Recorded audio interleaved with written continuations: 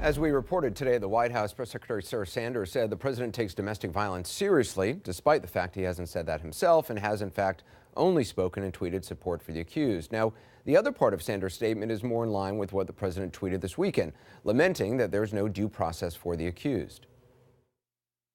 Above all, the president supports victims of domestic violence and believes everyone should be treated fairly and with due process. Everyone should be treated fairly and with due process. He certainly supports the victims of domestic violence above all else and believes that everyone should be treated fairly and with due process. The president simply saying that there should be a due process, supporting due process for any allegation is not tone deaf. There should be due process, but the president also supports due process. Because I think anybody here, if they were accused of something, would want the opportunity to go through due process.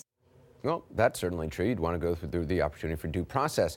But the president talking about due process, it's a notable exception to the president's, well, I should say there is a notable exception to the president's newfound love of due process. It is, of course, himself. When he thinks a president wasn't born in the United States, or that Hillary Clinton should be jailed, or that police officers shouldn't be so careful about not banging the heads of suspects when they place them in police cars. Or how about when he bought full-page ads that ran in newspapers in New York demanding the death penalty for the young men accused of attacking a jogger in Central Park? They were exonerated years later after spending years in prison, but the president has never admitted he was wrong and he's never apologized. The irony was not lost on one of the exonerated. Raymond Santana is his name. He tweeted to the president, quote, "You should have spoke like that back in 1989. You called for the death penalty. We were 14 and 15 years old." Raymond Santana joins me along with Yusuf Salaam, both members of the exonerated Central Park Five. Raymond, were you surprised to hear the president suddenly calling for due process now when obviously he rushed to condemn you and all the others in 1989 to death? When I first saw the tweet, I wasn't surprised because of all the stuff that he has done already leading up to this. It was just like, all right, here we go, another day that he does something that's dumb and it's ignorant. But it goes back to '89, and it goes back to us saying, we told you so, you know, as far as, you know, the public, the general public. So it wasn't really surprising. It was just one of those, like, here he goes again, and we told you once again, this is who you're dealing with. This is the president. Yusuf, you said when it comes to President Trump and due process that there are two Americas. I'm wondering what you meant by that. Well, no, you know, what we're seeing, and this is the great thing I think about what's happening now in the shape and the way that the country is moving. What we're seeing is clearly that there are two separate Americas, one America for blacks and people of color, and another America for whites and people of affluence.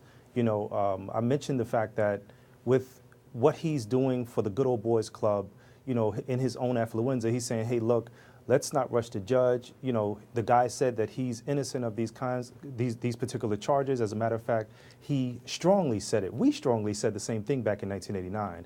We strongly said that we weren't the ones who did this crime. In their rush to judgment, at the behest, I want to say, of a person like Donald Trump, taking out those ads early on, the whole city, the jury pool was muddied, and so they looked at what was going on and said, man, these guys have to be guilty of something. Look at them. Yeah. Raymond, I mean, at the beginning of the president's campaign, one of the other five accused, Kevin Richardson, said to the Washington Post, this man is for some strange reason obsessed with sex and rape and black and Latino men. I'm wondering, do you think, I mean, A, do you agree with that? Do you think that's the issue here? Well, I mean, to point to Yusuf's point also, you know, with the Good Old Boys Club, is that this man has positioned himself where he is the top and everybody else is inferior to him. And I mean, at the end of the day, race does play a part in this, right? Because here we were, black and Latino boys who were 14 and 15 years old, and he didn't mind giving it the death penalty.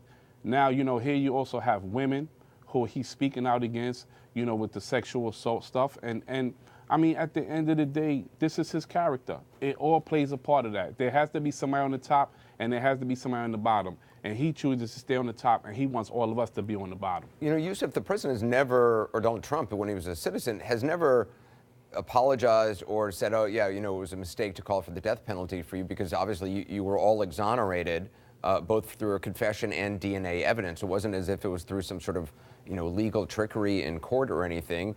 Even as recently as 2016, President Trump was still saying all five of you were guilty of the crime. Do you want an apology? You know, I think that we've given up hope that Donald Trump is going to be anything other than who Donald Trump is right now. It amazes me that he still stays on the wrong side of history and the wrong side of everything, really. Kind of like it's just this weirdness going on in the White House and the weird. I mean, we all hope that we're going to wake up from this nightmare. And every day, every single day, we wake up and we realize it's not a nightmare. We're actually living this thing out. And so very early on, I said, man, you know, it'd be great if Donald Trump took out full-page ads saying that he was apologetic, maybe even great to, hey, we needed housing. When we first came home, hey, give us a house, give us an apartment to live in. You had all of these pieces of real estate. That would have been wonderful and excellent. But at the same time, I realized that I can't count on an apology from a person who doesn't even know what it is to apologize. You know, Raymond, I'm through with that. Raymond, I mean, if an apology is not possible, would you at least like him to acknowledge that you were correctly exonerated? I mean, at this point, Anderson, we're beyond that. We're talking about a man who had called for the death penalty. If he had it his way, we wouldn't be here right now. Our kids wouldn't be born. We would just be whispers. And Yes. so at the end of the day, I think we're beyond that. I mean, the man had a time where he could have said, I was wrong and I apologize, or I just messed it up. But he has stood fast on his course in saying that we're still guilty. And so at the end of the day, we're beyond an apology. It's more like it's going to be a continuing and an ongoing battle between the Central Park Five and Donald Trump. You know, not only that, Anderson, I want people to really understand and go into the really investigatory process of finding out what happens when you have a Central Park Five. What happens to the families that Central Park Five come from? Those people who were accused. See, we were children. The hopes and the dreams and aspirations that we had, we're just now trying to realize some of that. You're talking about the ripple effects of this on Yes. everyone. Yes, It's not just yes. on you Yes, Yeah. exactly. And so Yeah. when he said that, when he said the tweet the other day about, you know, people's lives are being ruined just from an accusation, I took personal offense to that. So at this point, if Donald Trump came out and said, hey, you know what, guys, oversight, it slipped my mind, I apologize. It has to be something so far more than that. Something, I mean, that wouldn't be enough at this particular point. That wouldn't be enough. Yusuf Salaam, Raymond Santana, I appreciate you being on. Thank you. Thank you. Thank you.